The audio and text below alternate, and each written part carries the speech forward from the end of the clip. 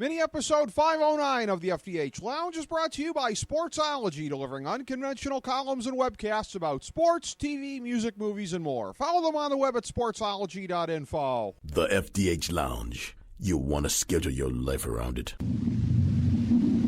A long time ago, on a gloomy, wet Cleveland spring night, two men stand alone amidst the late-night drizzle. Their voices echo across the vacant station parking lot as they debate the merits of the great American radio show that have been missing for far too long. On that night, an idea was born. That idea became the FDH Lounge.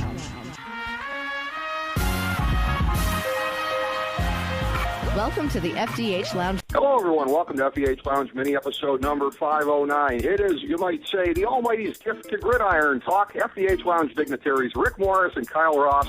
We've been with you all year, third season in a row, week by week, going through the games. We are up this week to Championship Sunday. As I always say, one of my favorite days of the year, not just the sporting calendar, but of the year.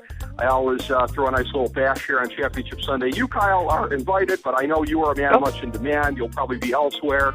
The invite certainly stands for you and for anybody that's able to stalk me enough to be able to find out where I'm at. Yeah, I was going to say, or anyone listening, please show up at the following address.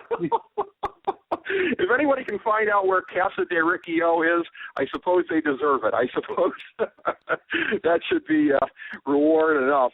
Last week, of course, I was 2-2 in the divisional round games. I am 134, 126, and 4 for the year. I was 27, 23, and 1 for my big three picks during the season, 6 and 11 on my locks. Ugh. But you, Kyle, 3-0 last week, 52 and 35 on your recommended plays for the year, 6-2 in the playoffs, red hot as we are running through getting up to Championship Sunday. Yeah, I think we closed pretty strong last year, if I remember, in the conference championships, and then obviously the Super Bowl. And I'll tell you what, I suppose when you do a show where you fashion yourself as an expert and give out picks, watching things play out in a predictable manner is kind of a good problem to have. And I got to say, we talked about this last week that we weren't too jazzed about the divisional round. Right. You know, and I think it was better than expected.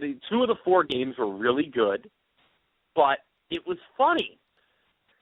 New England, Baltimore, I had the points with Baltimore, and but I still thought New England would win, and so that margin played out pretty well. Well, once Baltimore settled for the field goal, I was texting my dad at the time. I was like, New England's going to drive down and win this game.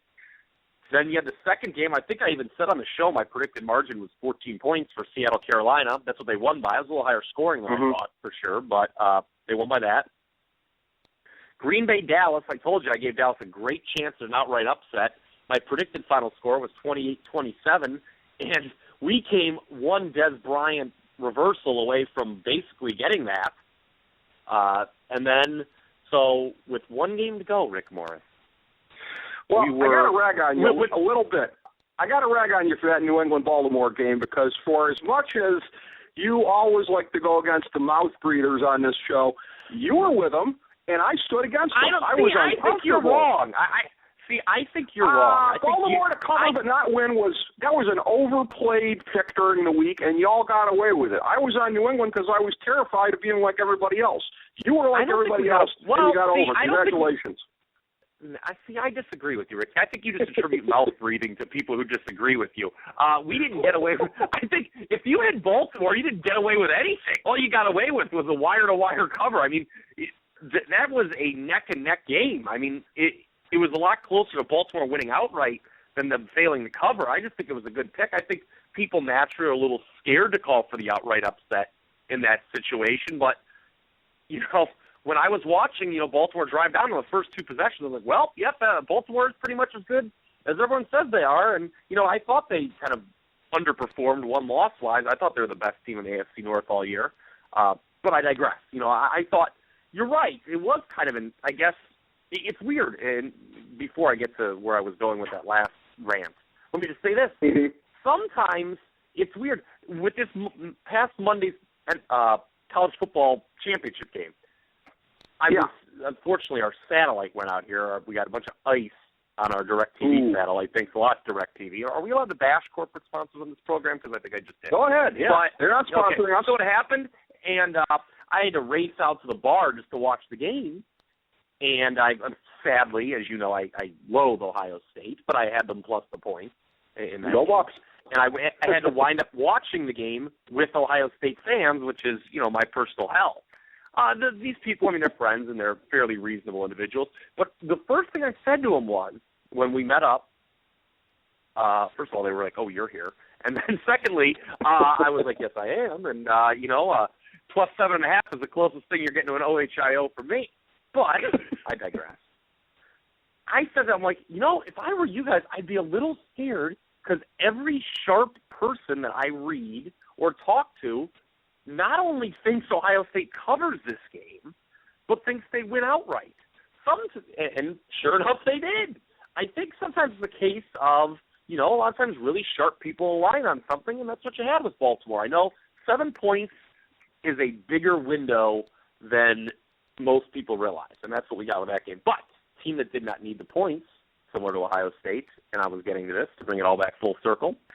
After Green Bay beat Dallas, we were 1 game away. Do you realize this? We were 1 game away for a second straight year predicting all 4 conference finalists again. Yep. And then Indy goes in and upsets Denver, which I thought, honestly, besides Carolina, the Colts were the least likely dog to win straight up last weekend. But they did it and I know that's going to be a big talking point this week. Was that more about the Colts or the Broncos? I mean, we have to be careful there. That almost sounds first take territory, posing the question that way, and we certainly don't want to go down that primrose path. But, and I know you think it was more about the decline of Denver. I'm inclined to agree with that. But we did get a surprise. We got 2 good games. I'm re-energized. It's very interesting, these 2 conference championship matchups, in that despite what I may say about the Indy-Denver game, I'm going to say this, and that I could make a case that both underdogs, and we have pretty prohibitive underdogs for a conference championship around here, I could argue played better games than the favorites last week, and they're getting generous points.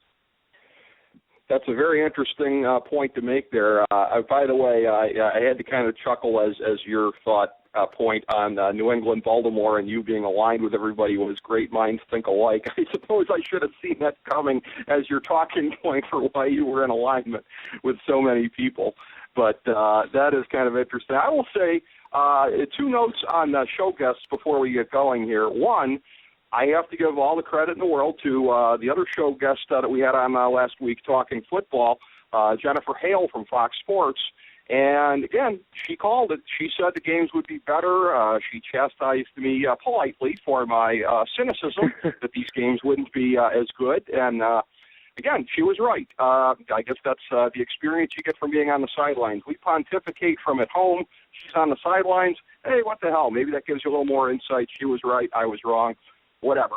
Also, since we are taping this today, January 14th, I want to call attention to, for anybody to go out there and check this out, our previous mini-episode uploaded today, mini-episode number 508, best of the best of our conversations with Bob Barker, because this is the show's 8th anniversary. So I want to call attention to this august occasion and what we did to highlight that. Yes, 5 snippets from Bob Barker. By the way, and you'll love this, Kyle, one of them talking about his experience with The Price is Raw, doing his guest hosting on Monday Night Raw from September of 2009. That was pretty fun. Have you really been doing this for 8 years now? Wow, I remember.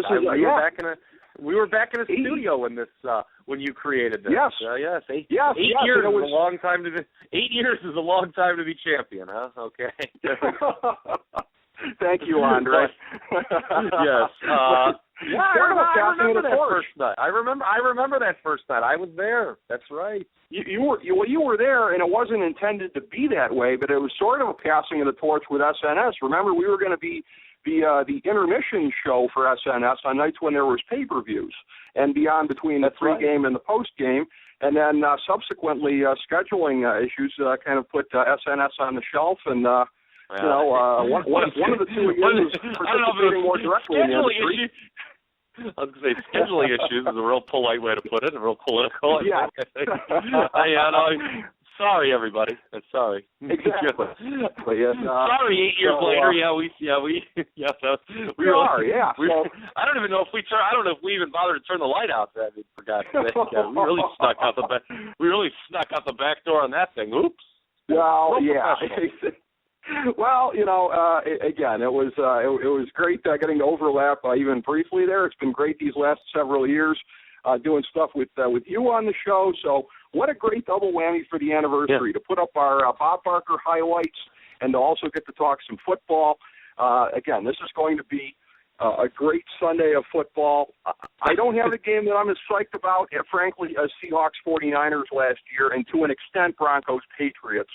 I was pretty worked up for that one as well. I'm not as worked up for either one of these games, and that may kind of tip my hand a little bit as to where I'm going with this. So, one thing, by the way, whatever happened to that other guy? Whatever happened to that other guy you see that one SNS with? Whatever happened to him? What other guy? The other guy, the little guy that I used to do the show with. Whatever happened to him? He may still have some involvement in the industry. I don't know if you're picking up what I'm putting down. Is he doing well? Yeah, he's doing well. I think he's doing okay. I think he's keeping his pencil pretty sharp these days.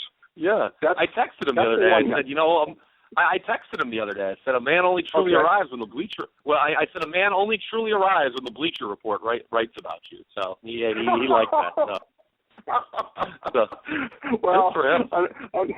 Unfortunately, he is so outshining the old man right now that may come back to bite him. Let's hope not. Yeah. But, whatever the Bleacher Report, its Google raping articles get a hold of you. You're a made man on the internet. I'll say that much. Exactly. If you're picking up what I'm putting down. So, as we move into Championship Sunday here, this is basically we're getting to the sort of biblical thing of the last shall be first and the first shall be last. Last year, of course, that awesome nightcap, 49ers Seahawks, an instant classic. Because they shifted from year to year, the Seahawks go on first this time. By the way, an interesting note, we always talk about the broadcast teams here.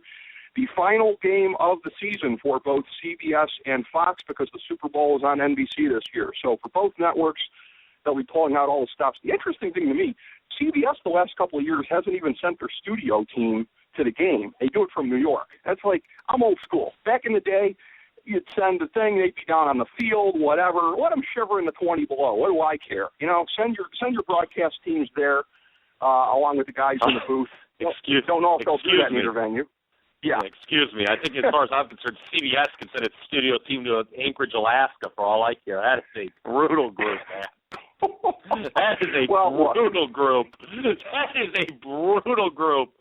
Bill Cowher, I mean, I know the book is he doesn't want to get back into coaching, but Jesus, who would want to hire him after watching him provide his quote-unquote analysis over the last several years for Les Moonves? And his horrific Time Warner commercials, since we're bashing I wasn't even going to dignify that with a mention.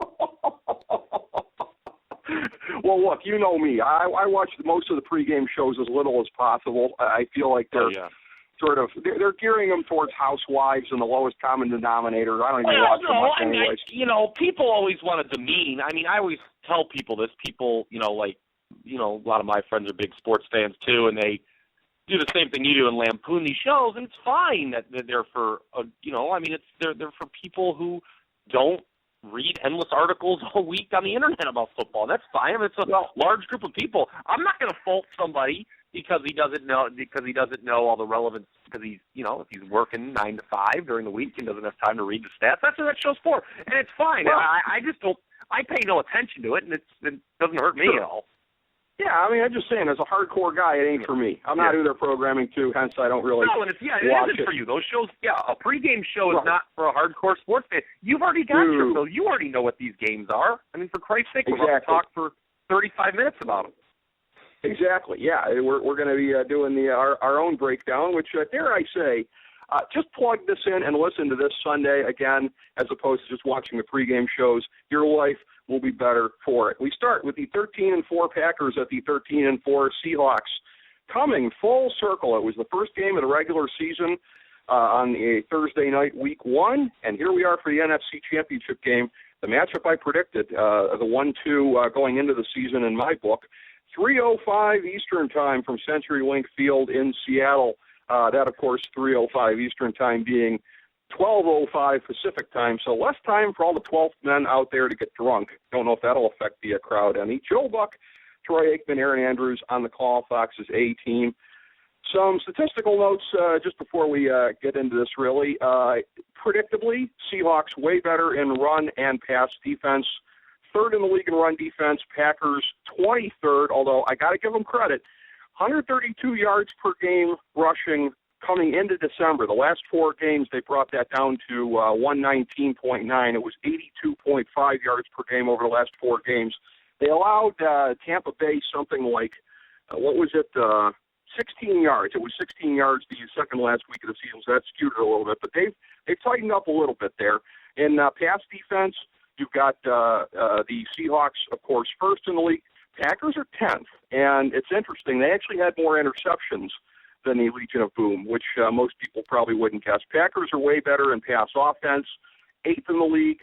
Seahawks 27th. For anybody alarmed by that, they were 26th last year in the league, albeit that was also mostly without Percy Harvin, although they had him for the playoff run, which they do not this year. In terms of run offense, the Seahawks are first. The Packers are 11th in the league. They're first not only because they're having beast mode there, but Russell Wilson with 849 yards.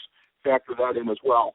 Seahawks are better in time of possession by a decent margin, 32-11 to 30-31. So you would kind of expect that, again, with the superior run offense. Packers are way better on third down offense. Seahawks are better on third down defense. Seahawks give up way more sacks. Seahawks had way more penalties, and as mentioned, Packers had way more interceptions. Probably the only thing I said out of all of that would be somewhat kind of counterintuitive. I feel like this Sunday, the qualms that I have, I feel like we're 2 legs away from this Sunday being much better. One leg being Aaron Rodgers', one leg Robert Mathis's. We'll get to Robert Mathis when we talk about the late game. Obviously, Aaron Rodgers' leg is more functional, but you got the Packers with a softer defense. Okay, they worked their way up to 23rd in run defense. Congratulations for that, I suppose. That makes this year a failure defensively, I think, in terms of expectations. They should have been coming into the year, both in the run and the pass, hoping to be no worse than middle of the pack, 16th or so. To rally to make it to 23rd, and you got to go up to Seattle and face that, I have concerns. I have more concerns with Aaron Rodgers. Again, he got it done last week against Dallas. To get it done with less mobility against Seattle, I think, is asking too much. Seattle is laying 7.5, up from 7 initially. But I'm going to lay the points. I don't want to be that guy because, again, I got a lot of respect for Green Bay, but I'm struggling to come up with scenarios where this game is that close going into the fourth quarter. So I will lay the points with Seattle, take them to go back to the Super Bowl. Like you, this was the NFC Championship game I predicted before the season. Yes. We have got it. And going back to that first matchup, which you talked about, these teams did kick off the season, and it was all Seattle, if you remember, 36-16. Aaron Rodgers, there were a lot of concerns about some of his decision-making in that game. Remember, they never threw at Richard Sherman the entire time. I expect that to be different this time. Has to be. Calf injury or no calf injury. And I'm with you. I'm not going to argue against the fact that the Packers' run defense, or lack of it, is probably a pretty big liability against a rushing offense that is leaps and bounds better than any other rush offense in the league. Seattle, now surprisingly, was only held to 100 yards last week by Carolina, but Carolina's defensive front, kind of called back to its 2013 form down the stretch this year. That was a good. They kind of, after a slow start, they got it back, and Green Bay does not have the defensive front Carolina does. So I would be pretty shocked if Seattle only ran for 100 yards on Sunday. But I just keep coming back to the number, Ricky, and when you cross 7, that's such a big deal because obviously, how many games do we see? end with a final margin of 7 points. And if that's the case here, Seattle goes to the Super Bowl with Green Bay leads with the cash. And it really bears mentioning that the line for the first game opened up at 4.5. Now, Seattle took some money, if I remember, across, a couple dead numbers. I think it may have closed at 5.5. That's not a significant move, obviously, going from 4.5 to 5.5. But when you go from 4.5 to 7.5, that's a pretty big deal. And as much as I still feel Seattle's going to win the Super Bowl, I said it they would last year at the start of the year. I waffled a little bit this year, but I'm on them again. That was my pick before the playoffs. It was my pick before the year. I kind of waffled in the middle there. But it's really interesting. Aaron Rodgers has never been a dog of more than 7 points in his entire career. Wow. So there's a lot of value here. Now, I will say, as an underdog the last 3 years, Green Bay is a pretty horrible 2-11 straight up, 2-10-1 against the number, and that includes 0-3 this year, both straight up and against the spread, including getting blown out in Seattle. But the points are generous. Seattle's defense is great, make no mistake about it. But during this run of theirs, the last 7 games, they haven't faced anything close to a top 10 quarterback. Cam Newton, to be honest with you, is probably the closest. And he's top 15 now, maybe even top 13 as I just try to kind of throw out some arbitrary numbers for you. But now they're going up against the best in the game, in Aaron Rodgers. When healthy, Aaron Rodgers is the best, and he still looked pretty damn good last week against Dallas, who admittedly does not have the defense Seattle does, not nearly the personnel. I think that matters. I think this is an overreaction to Green Bay's close call last week versus Dallas, which I anticipated. I think it's overreaction to the result from week 1. What did we talk about with the Super Bowl last year? Yeah, Seattle wiped the floor with Denver, but if they play 7 times, you're not going to get a result like that again. And I think it's a slight overreaction to the calf injury. I am taking the points with Green Bay here. I will go against you. Couple notes that I want to make.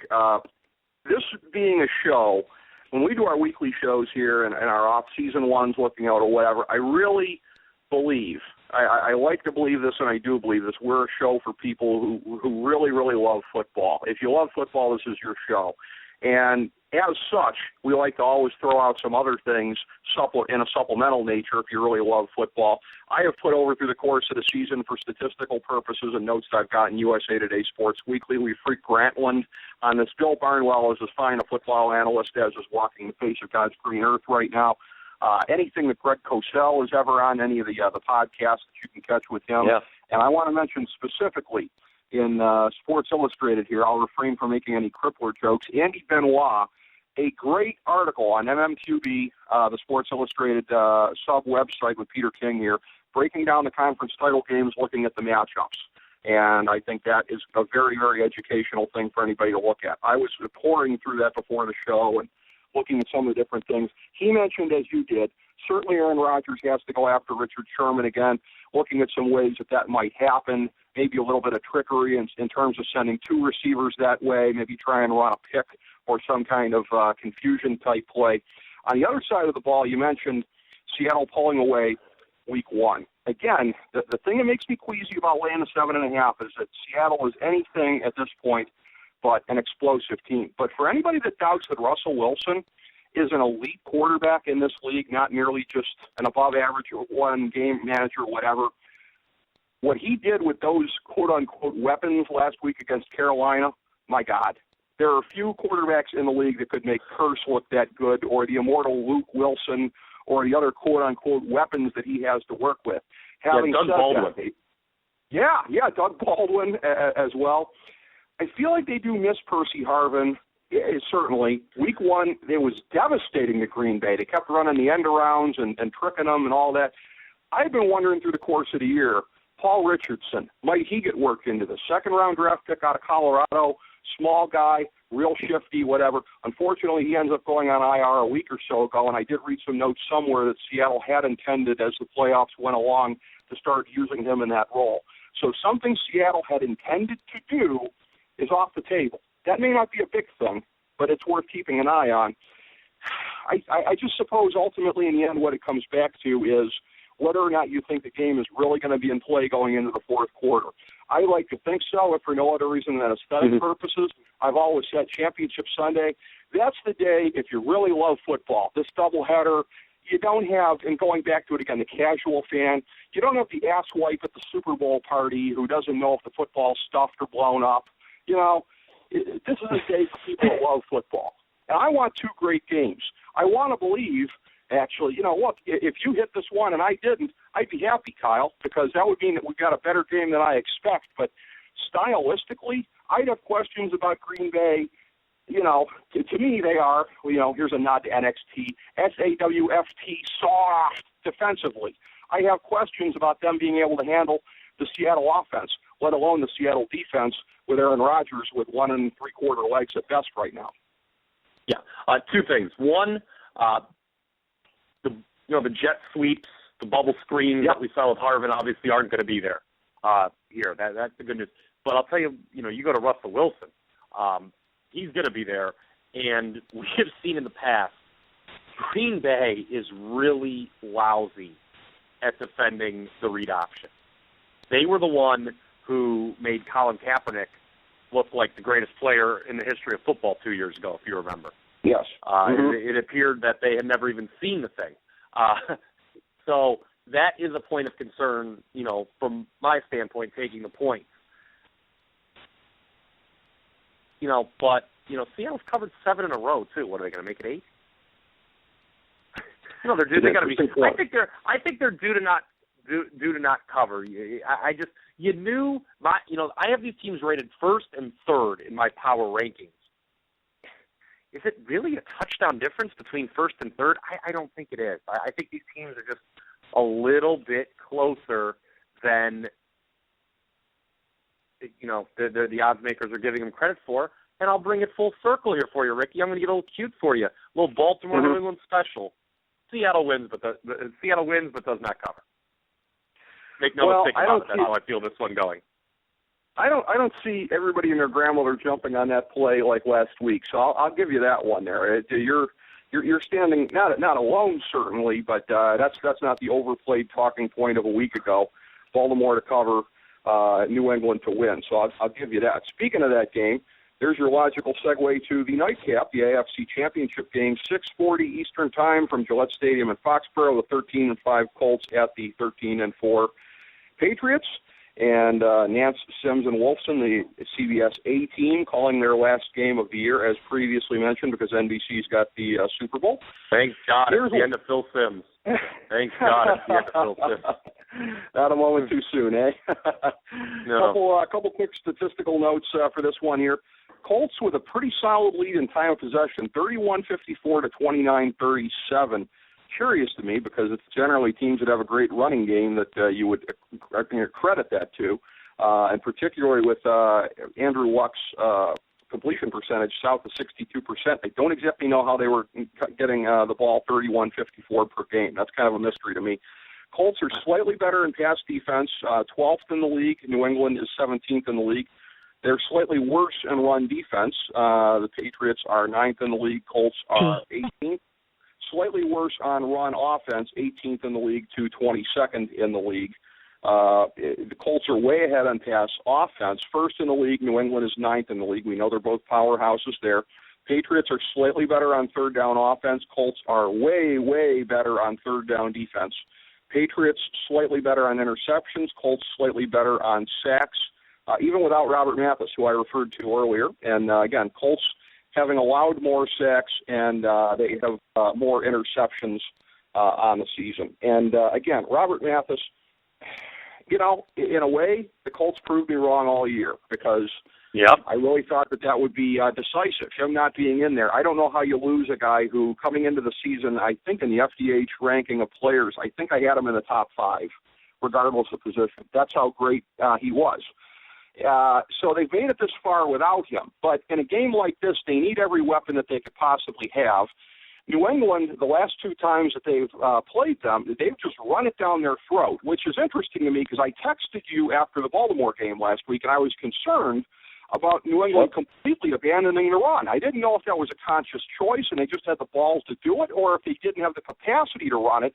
And I said to you in a text, if Denver looks like the old Denver, I'm going to pick them to win next week because they're even harder to run against than Baltimore. Now, Denver, unfortunately for them, looked like an old Denver, not the old Denver. And again, as mentioned previously, you said there's two schools of thought. I am firmly in the school of thought that what we saw last week was more about the collapse of Denver than the rise of Indianapolis. Dan Herron, who, again, I've always been a skeptic of his, but he's been proven me wrong here. He's going to be one of the big keys to the game here. They have to have some kind of a semblance of a running game against New England, particularly if New England turns to that strategy a third time in a row. They cannot be dominated in time of possession here because New England has just dominated them physically at the line of scrimmage the last couple times that they've played. Interestingly enough, by the way, New England and Indianapolis, both worse, we mentioned this last week, on run offense and run defense than the teams they played. Worse in the trenches on both sides of the ball, and yet it didn't come back to bite either one of them. So the two worst teams in that are playing each other this week. But again, it has been a decided advantage for New England pounding it out against Indianapolis. We know that they can pass the ball on them. So Indianapolis in this game, this is one where, again, you mentioned that the lines here right around the touchdown. Indianapolis they're getting 6.5. It was 7 at the open. I don't want to be that guy taking the favorite in both games, but I have qualms about Indianapolis' capacity to stay close, as I do Green Bay's.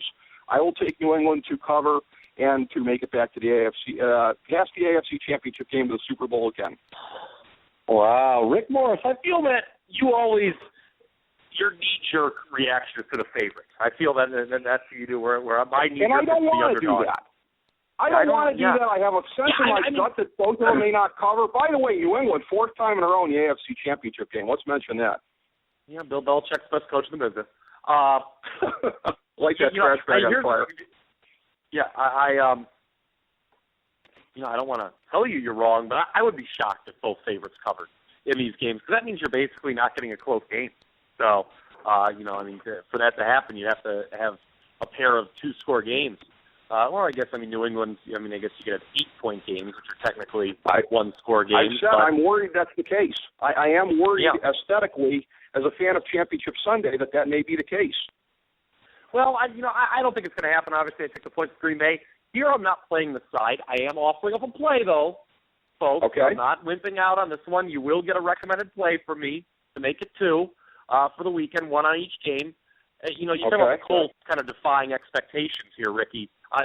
This is a team that sharp bettors have just been made to look, you shouldn't feel bad. Sharp bettors have really been made to look foolish by Andrew Luck. This is a team that went 13-5-1 against the number this year. For some reason I feel that I have one extra game in there. They've only played 18 games, haven't they? Not 19. So I think they might be 13-4-1 against the spread. Regardless, it's very good, and I think it's the best spread record in the league. That's all that matters. Okay. And they've kind of been that way all 3 of Luck's years. I'll say this. They have gotten better each year. Yes. They have gotten better, despite the fact that, I say it every week. I'm a broken record, but I just don't really like this team that much outside of Andrew Luck. Going back to last week's game in Denver, I thought the Broncos' game plan was just awful on offense. I'll tell you what, I don't know who was making the decisions, whether it was Manning or if it was something from John Fox or if it was Adam Gase. If it's Adam Gase, I'd have a little bit of trepidation hiring this man, because the way you beat the Colts is kind of throwing short over the middle, not long. They're actually pretty good. You talked about the Colts' pass defense numbers, and they're better than you'd think, given how they were thrashed by Ben Roethlisberger. They were thrashed by Manning in that Week 1 game in the regular season. They were thrashed by Tom Brady to some degree in the regular season. Mm-hmm. But they're pretty good against the deep pass, but underneath you can kill this team. And can you say Rob Gronkowski, who was I thought would be a difference maker last week? He was, and I think he'll be a difference maker this week as well. Now, it's a bit interesting, Rick Morris, that I like the Patriots to win this game straight up, but I actually think the Seahawks' chances of winning straight up better, even though I'm going against them. And that kind of makes no sense, does it? That was kind of Even interesting. as I say it makes no sense. It really doesn't make a lot of sense. But, the way I look at it is, of the 4 teams here, Indy's kind of the outlier. Seattle, New England, and Green Bay are my top 3 teams. The Colts finished the regular season 7th in my power ranking. So they're a bit of an outlier. And to me, for Green Bay to be getting more points against the Seattle team that's fairly even compared to New England, that's how I'm justifying it. Just to, just a little journey inside my mind there. But into this game, you talk about the last 2 years, it's been 3 for 3 for Brady in New England against Luck and the Colts. Dating back to his rookie year, all of them have been whitewashings. 59-24, 43-22, 42-20. It'll be closer this time. That's 22, 21, 35 point margins. Those are pretty hefty. But I'm expecting another shootout in this one. I know it's a high total, and, people always think, cold, New England. Well, the Cold didn't stop a high-scoring game last week in Foxborough against the Ravens, and this Colts offense is better. I'm going over 53.5 on this game. I think this is a shootout, and I'm going to tell you why. The advantages that Manning, or the opportunities, I should say, that Manning had and did not take advantage of last week, Brady will with Gronkowski. So New England's going to get their points. On the other side of the ball, Denver's pass rush was just non-existent last week. And they got some studs in that group, Ricky. That's a mystery. Yeah, and what else was interesting, and, there's a lot of these guys who, Aaron Schatz, who runs Football Outsiders, he's a Patriots fan. He's not ashamed to admit it. So he'll tweet generally a lot more during Patriots games. And he pointed it out pretty quickly, and he certainly was accurate for doing so. New England got no pass rush last week against Baltimore. And Baltimore's offensive line, while it improved dramatically from the previous season, it ain't the Cowboys' offensive line.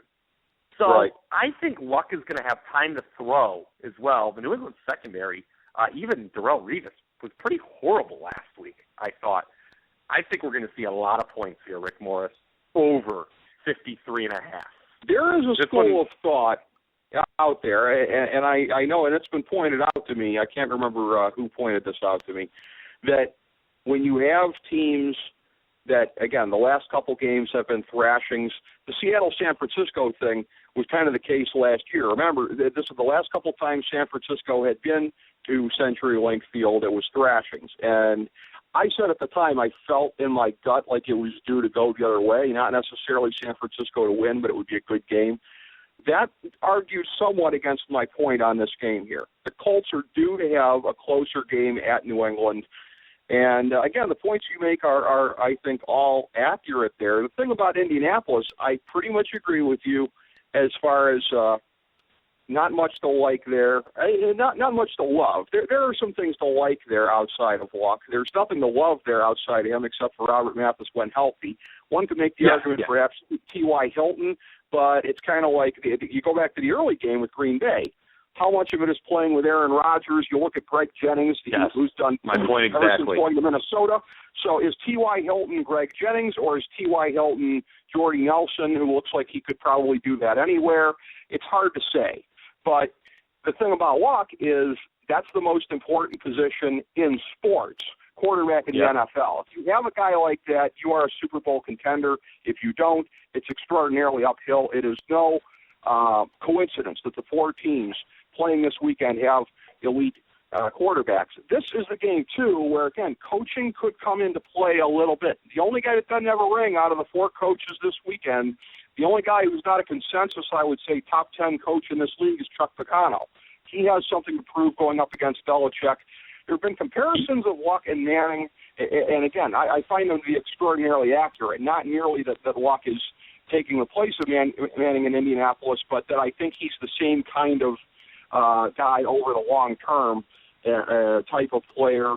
Going to be, I think he'll have a better playoff record in the end, but other than that, I think he'll be similar. But you go back to early in Manning's career, Bill Belichick was really his nemesis. He kind of overcame that as time went along, We're seeing that repeat itself here. Bill Belichick against a young quarterback. That's another thing that gives me qualms about Indianapolis' ability to hang on Sunday. Andrew Luck hasn't crossed that threshold yet to where Bill Belichick is not the boogeyman for him.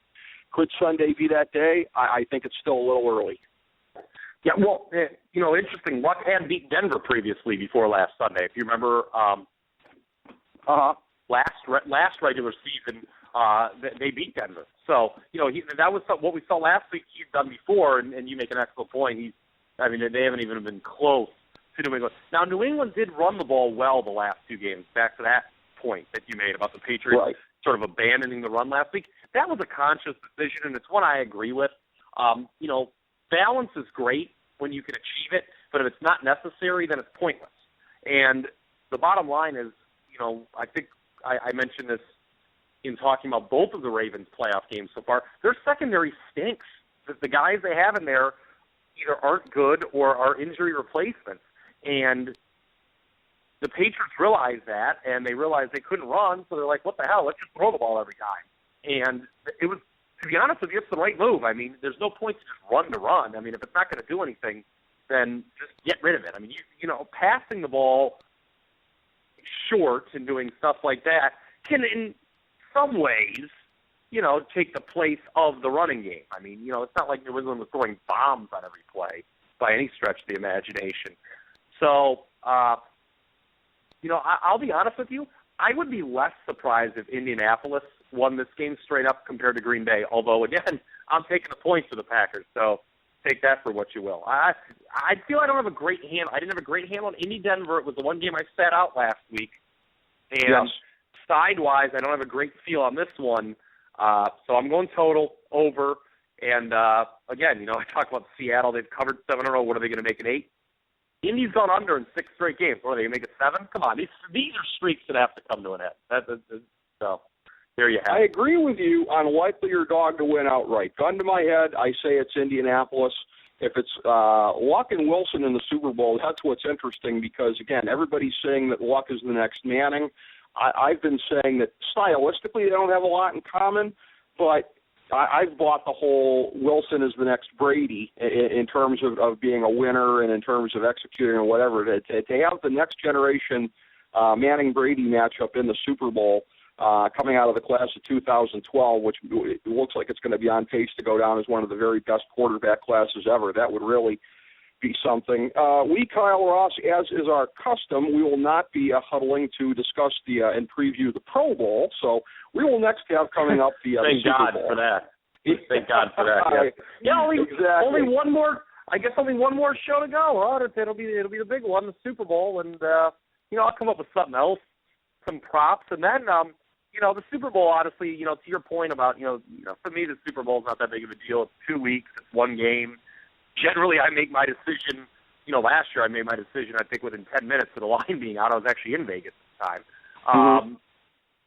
So for me, by the time the game comes around, you have people over, whatever, something like that. You're with friends. It's fine and dandy. But, yeah, my work is done at that point. So I promise, though, the show I'm really looking forward to will be after that at some random point in the future when we give our first look to 2015-2016 season. I've already got a dark horse for you that you won't believe. Okay. I can already tell you who the most improved team in the league is going to be next year. And it won't be close. I can tell you right, but I'm going to save it for that show. I'm going to have fun trying to guess this. Now you're in my head. Now I'm going to be trying to guess who this is. And I got a team for you. I got a dark horse team for you. I'll like them. I'll like them even more. Here's a spoiler alert. I'll like them even more if they buck conventional wisdom in the draft. Oh, okay. I know who you're talking about. I have a team that I think is going to make a leap also where I think you're going to scoff as well. So it'll be interesting to break that down. Again, first we're going to have the Super Bowl to break down, and first we're going to have this glorious Championship Sunday to watch. I hope the games will be worthy of the grandeur of Championship Sunday. That's all we can do is hope. Thank you, Kyle Ross, for great work as always. Thank you all, everybody, for tuning in to mini episode number 509 of the FDH Lounge. As we bring the show to a close, we would like to extend our deepest gratitude to NBC, CBS, ABC, Fox, all Clear Channel affiliates, TNT, TBS, USA, UPN, Deadspin.com, YouTube.com, YTMND.com, MySpace.com, various blogs, Fox News, CNN, CNBC, MSNBC, IamBoard.com, Billboard.com, Google.com, ESPN, ESPN2, ESPN News, ESPN Classic, NBA TV, NFL Network, Sports Time Ohio, Athlon Magazine, Comedy Central, Cartoon Network, The Boomerang Channel, QVC, BET, The Spice Channel, Steno Notebooks, Manwich, Papermate Office Supplies, waitresses, strippers, bartenders, garbage men, janitors, microwave popcorn, the writers of The Office, Scrubs, Entourage, My Name is Earl, Oz, Metalocalypse and the Boondocks, Aquafina, and the Periodic Table of Elements.